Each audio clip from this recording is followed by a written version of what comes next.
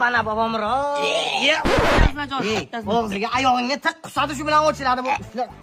Ke! Dada mana alif bayramga tayyorlang. Tiraver shundan kelib.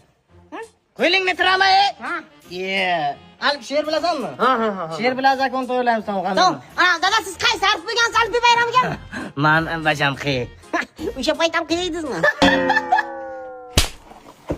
Salom aka, Sadilla, maktabga alif bayramga qaysi harf bilgansiz? Deydi u. D harfimi?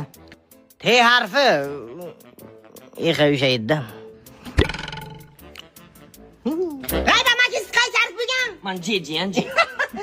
Qizmacha yo'q edimi? Domla shuni berganda she'rlarni yodlaganman. She'rini bilasanmi? Ha? Aytqani? Ayting. Payshanba kuni ertalab yo'lim testini Ey, J qani bunga? ichiga boji. Bor, ichiga bu men ham bilaman zakonni. Ha, siz ham bilasiz. Bilaman.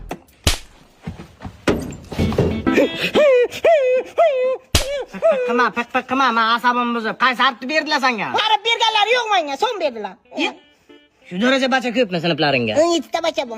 Nima senga harf bermaydi 17 biz? Bilmayman, men domlom meni ko'rsa asab bo'laykum degan. Do'stga chiqib o'lim qara uradi. Shu uchun bir so'mni berdilar menga. Sizga galasa yubordilar, eshittir otang обязательно buni dedilar, mana eshiting. Siz menga o'sha kechasi bo'lsam yuragim tashab ketaman diyordingiz. Yuragingizni men tashab. Guli domlongmi sen? Ha. Onasini yemsin. Keyin обязательно aytib qo'y, sen ham otang ham birga o'yiqsizlar dedilar. Bilmayman nima yo'qni deyman.